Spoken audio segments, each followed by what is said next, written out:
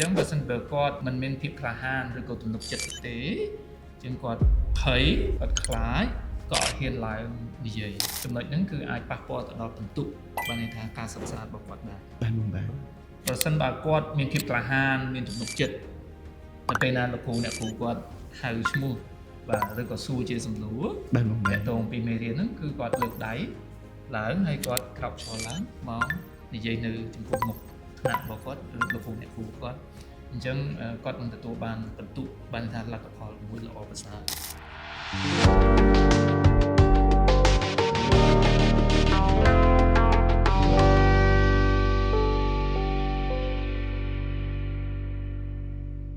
សូមគោរពជំរាបសួរបងប្អូនអរគ្នាបាទសូមជំរាបសួរដល់បងបងដែលជាអ្នកអាណាព្យាបាលទាំងអស់គ្នាខ្ញុំបាទកុសលគឺជាស្ថាបនិករបស់ខាង Good Talks Academy បាទខ្ញុំបាទសុភាបាទជាប្រធានផ្នែកកម្មវិធីសិក្សានៅ Good Talks Academy បាទអញ្ចឹងសម្រាប់ថ្ងៃនេះផ្ទាល់ខ្ញុំមានឱកាសក៏ដូចជាអារម្មណ៍សប្បាយរីករាយមែនទែនដែលបានមកចែករំលែកជាមួយនឹងបងបងដែលជាអាណាព្យាបាលតាក់ទងទៅនឹងកម្មវិធីរបស់យើងតាក់ទងទៅនឹង Summer Course របស់យើងដែលនឹងចាប់ផ្ដើមនៅពេលឆាប់ៗនេះអញ្ចឹងតាក់ទងទៅនឹងវគ្គ Summer Course នេះដោយសារតែមានលោកគ្រូសុភាដែលគាត់ជាអ្នកទទួលខុសត្រូវហើយខ្ញុំជឿជាក់ថាថ្ងៃនេះប្រហែលជាបងបងទាំងអស់គ្នានឹងអាចទទួលបានព័ត៌មានមួយចំនួនទាក់ទងទៅនឹងកម្មវិធីសិក្សារបស់យើងអញ្ចឹងកុំឲ្យខាតពេលវេលាយូរខ្ញុំអាចសូមសួរទៅកាន់បងសុភាបន្តិចលោកគ្រូសុភាបាទបងតាក់ទងទៅនឹងកម្មវិធី Summer Course ដែលយើងនឹងចាប់ផ្ដើមនៅពេលឆាប់ៗនេះបាទតាមមូលហេតុអ្វីដែលបងដែលជាអ្នកអាណាព្យាបាលគាត់គួរតែចូលរួមបាទដែលគាត់គួរតែឲ្យកូនរបស់គាត់នឹងចូលរួមនៅក្នុងវគ្គបណ្ដុះបណ្ដាលនេះអញ្ចឹងណាបងបាទអរគុណចំពោះសំណួរតាក់ទងជាមួយនឹងកម្មវិធី Summer Course ឬក៏យើងហៅថាវគ្គសិក្សារដូវក្តៅរបស់យើងដែលនឹងបើកនៅក្នុងពេលឆាប់ខាងមុខនេះហើយបាទបងបាទហើយមូលហេតុដែលអ្នកអាណាព្យាបាលឬក៏មេដាបេដាចង់ឲ្យកូនចូលរួមនៅក្នុងវគ្គសិក្សានេះគឺតាក់ទងជាមួយនឹងភាពក្លាហានទំនុកចិត្តរបស់កូនរបស់គាត់ដូច្នេះប្រសិនបើបងដែលជាអ្នកអាណាព្យាបាលដែលគាត់ចង់ឲ្យកូនរបស់គាត់មានភាពក្លាហានជាងមុនមានទំនុកចិត្តជាងមុននៅក្នុងការឡើងនិយាយធ្វើបទបង្ហាញនៅចំពោះមុខទស្សនិកជនជាច្រើនអ្នកបាទបងបាទហើយនៅក្នុងកំឡុងពេល Summer Break បានន័យថាកូនគឺគាត់ឈប់សម្រាកបាទវិស្មការក្តៅណាបាទអញ្ចឹងពេលហ្នឹងគាត់មានពេលវេលាទំនេរច្រើនអញ្ចឹងចំពោះលោកប៉ាអ្នកម៉ាក់ឬក៏អ្នកណាព្យាបាលដែលចង់ឲ្យកូនរៀនជំនាញបន្ថែមទាក់ទងជាមួយនឹងជំនាញនិយាយជាសាធារណៈបាទជំនាញធ្វើបទបង្ហាញហ្នឹងចង់ឲ្យពួកគាត់មានភាពក្លាហាននិងទំនុកចិត្តជាងមុនក្នុងការឡើងនិយាយធ្វើបទបង្ហាញនៅចំពោះមុខមនុស្សជាច្រើននេះអូខេបងបាទអរគុណច្រើនបងចង់សាកសួរបងបន្ថែមតិចតាក់ទងទៅនឹងទំនុកចិត្តបាទមូលហេតុអ្វីបែរបងគិតថាក្មេងៗសម័យយើងឥឡូវគួរតែមានទំនុកចិត្តក្នុងការនិយាយជាសាធារណៈតាមបទពិសោធន៍ក៏ដូចជាយោបល់របស់បងបាទតើតើសំណួរនេះគឺថាក្មេងៗបានន័យថាកូនណាបាទទំនុកចិត្តគឺពិតជាសំខាន់ចំពោះពួកគាត់បាទបងបាទជាពិសេសគឺតើតើជាមួយនឹងការសិក្សារបស់គាត់នៅឯសាលាបាទបងបាទតើតើជាមួយនឹងការសិក្សារបស់គាត់នៅសាលាប្រកបណាស់នៅពេលដែលគាត់រៀននៅក្នុងថ្នាក់លោកគ្រូអ្នកគ្រូរបស់គាត់ពេលខ្លះមានជាសំណួរសួរទៅគាត់ណាបាទសួរឬក៏អាចគាត់ហៅឈ្មោះឡើងមកនិយាយអ្វីមួយតើតើជាមួយនឹងកិច្ចការអ្វីមួយឬក៏អាចតែជាសំណួរសួរដើម្បីអំពីមេរៀនបាទបងអញ្ចឹងបើសិនបើគាត់មិនមានភាពក្លាហានឬក៏ទំនុកចិត្តទេអញ្ចឹងគាត់ភ័យគាត់ខ្លាចក៏អត់ហ៊ានឡើងនិយាយបាទឡើងមកនិយាយនៅខាងមុខណាមុខថ្នាក់របស់គាត់អញ្ចឹងចំណុចហ្នឹងគឺអាចប៉ះពាល់ទៅដល់ពិន្ទុបានន័យថាការសិក្សារបស់គាត់ដែរបាទបងបាទ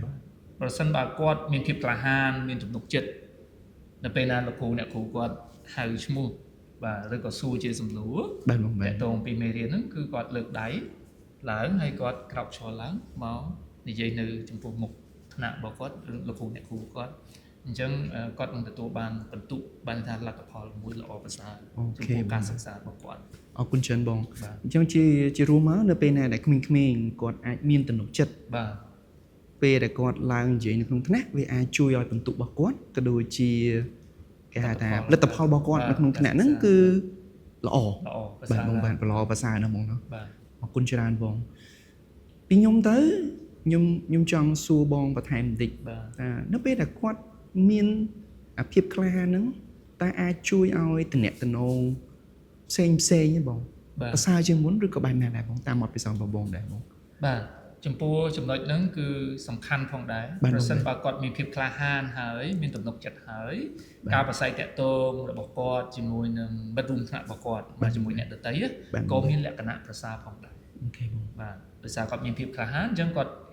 បានថាគាត់ ហ៊ាន ទៅហ៊ានទៅ ហ៊ាននិយាយជាមួយនឹង អ្នកដទៃណា បាទបង ប្រស័យតាក់ទងមួយគេមានឧទាហរណ៍ថាគាត់មានសំណួរអឺដែលគាត់ចង់សួរ បាទបង បាទអញ្ចឹងគាត់ហ៊ានទៅសួរគេ ហឹម ឬក៏គាត់ឆ្ងល់មេរៀនណាមួយគាត់អត់យល់គាត់អាចប្រស័យតាក់ទងជាមួយមិត្តភ័ក្តិរបស់គាត់សួរនាំបន្ថែមណា ហើយ អញ្ចឹង បង ជួយគេហៅថាបង្កើនទំនាក់ទំនងរបស់គាត់ដែរគាត់ ធម្មតា នឹង បង រាប់អានបានមិត្តភ័ក្តិច្រើន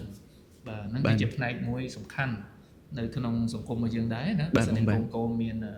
ជំនាញទំនាក់ទំនងហ្នឹងបាទពេលគាត់មានភាពក្លាហានគាត់មានទំនុកចិត្ត បាទ គាត់ហ៊ានសួរសំណួរនៅពេលដែលគាត់ឆ្ងល់មិនថាមកមិត្តភ័ក្តិគាត់ទេសូម្បីលោកគ្រូអ្នកគ្រូ បាទបង គាត់មានភាពក្លាហានគាត់មាន ហើយ ទំនុកចិត្តគាត់លើកដៃហ៊ានសួរសំណួរទៅលោកគ្រូអ្នកគ្រូ បាទ លោកគ្រូអ្នកគ្រូក៏គាត់សរសើរ បាទ ដែរ បាទ ថាកូនក្លាហាន ធម្មតាបង បាទ ខ្ញុំយល់ស្របជាមួយនឹងការចែកម្លែករបស់បង បាទ មិនថាក្មេងសូម្បីយើងជាមនុស្សចាស់អញ្ចឹងណាការប្រស័យតាក់ទងជាមួយនឹងមនុស្សនៅជុំវិញពិតជាសំខាន់មែនតើ បាទ បាទព្រោះយើងរស់នៅក្នុងសង្គមមួយដែលត្រូវការតំណែង អ្នកតំណង ត្រូវការជួយគ្នាត្រូវការចង់ដឹងពីព័ត៌មាននៃផ្សេងពីគ្នាទៅវិញទៅមកដើម្បីឲ្យគេហៅថាអ្វីដែលយើងកំពុងតែមានហ្នឹងវាកាន់តែប្រសើរជាងមុន សាឡាងបាទ តាមតើបងអូខេបងចូលដល់ចំណុចបន្ទាប់មានន័យថាជាអត្ថប្រយោជន៍បងលើសពីទំនុកចិត្តបើសិនជាគាត់មកវគ្គបណ្ដុះបណ្ដាល summer course យើងតាក់ទងទៅនឹង public speaking មួយនេះបង បាទតកតងជាមួយនឹងអត្ថប្រយោជន៍ បាទបងបាទ ដែលកូនគាត់នឹងទទួលបានបន្ទាប់ពីគាត់ចូលរួមក្នុងវគ្គសិក្សានៅ summer course ឬក៏វគ្គសិក្សាដែលក្តៅរបស់យើងណា បាទបង អញ្ចឹងទី1ដែលខ្ញុំបានលើកឡើងអញ្ចឹងសំខាន់គឺពួកគាត់នឹងរៀននៅវិធីសាស្ត្រមួយចំនួន បាទបង អំពីគេហៅថាធ្វើដូចម្ដេចដើម្បីឲ្យគាត់នឹងមានភាពក្លាហាន បាទ និងមានទំនុកចិត្តជាងមុនក្នុងការឡើងនិយាយនៅចំពោះមុខទស្សនិកជនជាច្រើន បាទបងបាទ ហ្នឹងអត្ថប្រយោជន៍ទី1អត្ថប្រយោជន៍ទី2គឺតកតងជាមួយនឹងការអភិវឌ្ឍជំនាញទុនដែលគេហៅថា soft skill បាទបង ហើយជំនាញទុនឬក៏ soft skill ហ្នឹងគឺជាជំនាញដែលសំខាន់នៅក្នុងសតវត្សទី21យើងនេះ បាទបង បាទហើយជំនាញហ្នឹងគឺយើងបានបន្ថែមបញ្ចូលនៅក្នុងវគ្គសិក្សាដែរ communication skill ណា បាទបង បាទគឺនៅក្នុងថ្នាក់គាត់នឹងរៀនប្រស័យតាក់ទងជាមួយនឹងអ្នកដទៃ អូខេបង បាទហើយដែលជំនាញហ្នឹងគឺអាចជួយឲ្យគាត់ហ្នឹងបានឲ្យកាន់តែមានភាពក្លាហានហើយកាន់តែ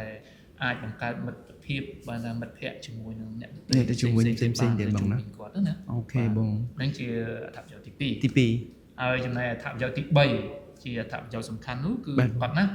កូននឹងរៀនជំនាញមួយចំនួនដែលតាក់ទងជាមួយនឹង public speaking skill មកជំនាញនិយាយជាសាធារណៈ អូ ធ្វើបទបង្ហាញដូចជាការប្រើប្រាស់ភាសាកាយវិការបាទ បាទបង ដូចជាការនិយាយឲ្យមានធម៌ពល បាទបងបាទ បាទការប្រើប្រាស់កសែភ្នែកមើលទៅកាន់ទស្សនិកជននៅពេលគាត់ឡើងនិយាយណា បាទបង ហើយនឹងជំនាញផ្សេងៗទៀត អូខេបង បាទហើយជាពិសេសនោះគឺគាត់រៀនប្រើប្រាស់ microphone អូខេ ប្រើប្រាស់ microphone ហើយនឹងឡើងនិយាយធ្វើបទបង្ហាញនៅចំពោះមុខទស្សនិកជនជាច្រើនអ្នកប្រកបដោយទំនុកចិត្តនិងប្រសិទ្ធភាព អូខេបង បាទ អរគុណច្រើនបងតកតងទៅនឹងជំនាញទុនមិញហ្នឹង បាទ communication មានអីដែលបន្ថែមលើសពី communication ជាជំនាញទុនដែលយើងនឹងមាននៅក្នុងវគ្គបណ្ដុះបណ្ដាលនេះដែរបងឬក៏មានត្រឹមតែ communication ហ្នឹងទេបង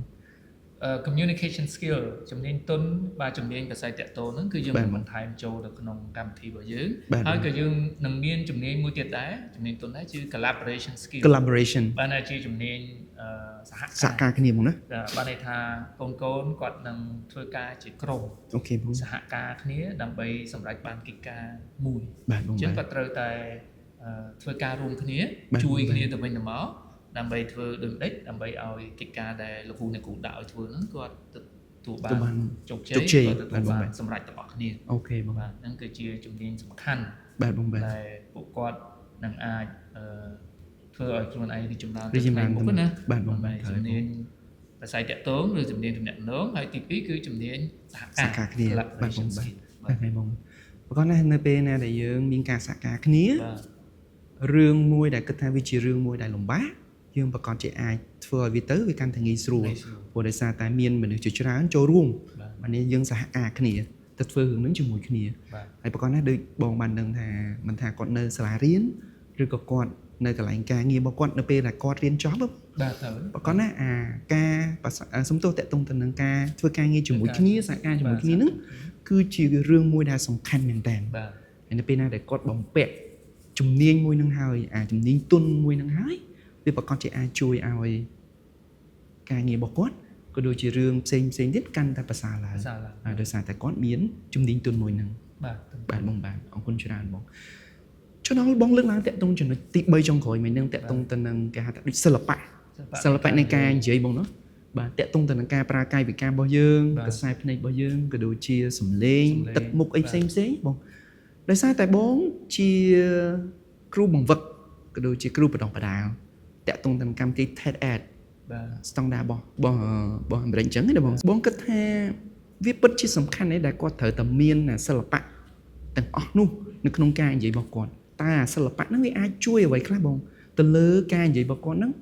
ឲ្យកាន់តែប្រសើរឡើង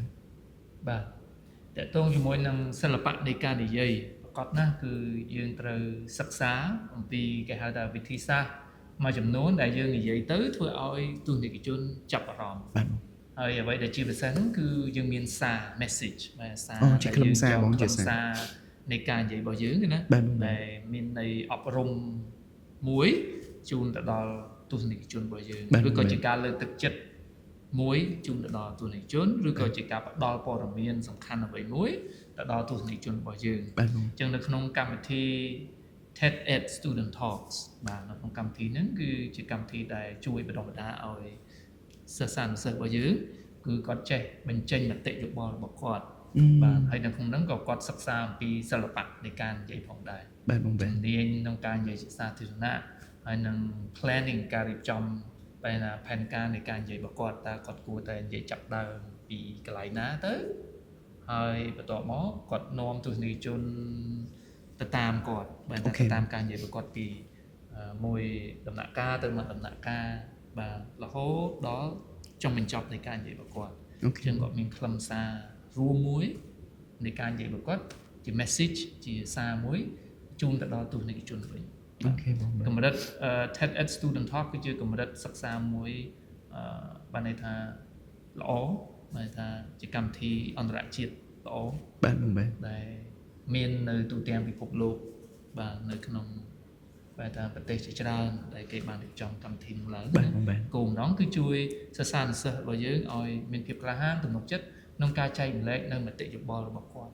អ្វីដែលជាការគិតរបស់គាត់ហើយគាត់គិតថាការគិតរបស់គាត់ជាបទពិសោធន៍របស់គាត់ដែលគាត់ចង់ចែករំលែកទៅកាន់ពិភពលោកបាទ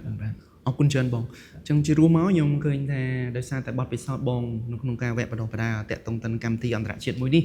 ហើយក៏បងបានឃើញតាក់ទងទៅនឹងអត្ថប្រយោជន៍តាក់ទងទៅនឹងសិល្បៈនៃការនិយាយមិនថាការប្រើកាយវិការរបស់យើងក៏ដូចជាខ្សែភ្នែករបស់យើងទឹកមុខរបស់យើងវាពិតជាសំខាន់មែនតើនៅក្នុង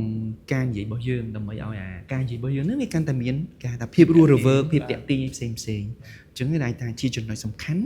ដែលយើងនឹងមាននៅក្នុងវគ្គ Summer Course របស់យើងដែរបាទបងបាទអរគុណច្រើនមែនតើបងសុភាដែលបានចូលរួមចែករំលែកតាក់ទងទៅនឹង3ចំណុចសំខាន់ដែលលោកគ្រូសុភាបានលើកឡើងឲ្យតាក់ទងនឹងចំណុចទី1គឺបាទទំនុកចិត្តភាពក្លាហានអញ្ចឹងនៅក្នុងវគ្គបណ្ដុះបណ្ដាល Summer Course របស់យើងហ្នឹងយើងចង់ឲ្យក្មេងៗគាត់បង្កើតទំនុកចិត្តរបស់គាត់មិនថាគាត់ឡើងនិយាយនៅលើឆាកក៏ដូចជាការប្រស័យតាក់ទងជាមួយនឹងមនុស្សទូទៅបាទហើយចំណុចសំខាន់ទី2ដូចបងលោកគ្រូគាត់បានលើកឡើងដែរគឺតាក់ទងទៅនឹងជំនាញទុនបាទមិនគាត់ចេះតាក់ទងទៅនឹងការប្រស័យតាក់ទងទេតែគាត់ចេះសហការគ្នាទៀតបាទអញ្ចឹងនេះគឺជារឿងមួយដែលសំខាន់មែនតើដែលខ្ញុំជឿជាក់ថាបងដែលជាអាណាព្យាបាលក៏ចង់ឃើញកូនគាត់មានជំនាញទុនមួយនឹងតាក់ទងទៅនឹងការសហការគ្នាណាជួយគ្នាទៅវិញទៅមកហើយប្រកបណាចំណុចចុងក្រោយទី3នេះគឺតាក់ទងទៅនឹងសិល្បៈនៃការនិយាយបាទប្រកបណាការនិយាយគឺសំខាន់តែបើសិនជាយើងមានសិល្បៈក្នុងការបញ្ចូលទៅលើការនិយាយរបស់យើងទៀតកាន់តែសំខាន់បាទអញ្ចឹងសង្ឃឹមថាបងដែលជាអាណាព្យាបាលនឹងទទួលបានតាក់ទងទៅនឹងព័ត៌មានតាក់ទងទៅនឹងវគ្គ Summer Course របស់យើងអញ្ចឹងបើសិនជាបងមានជាសំណួរក៏ដូចជាចម្ងល់ផ្សេងអាចទំនាក់ទំនងមកខាង Good Talks Academy បានអញ្ចឹងសម្រាប់ខ្ញុំកុសលខ្ញុំបងសុភាសូមអរគុណសូមជម្រាបលា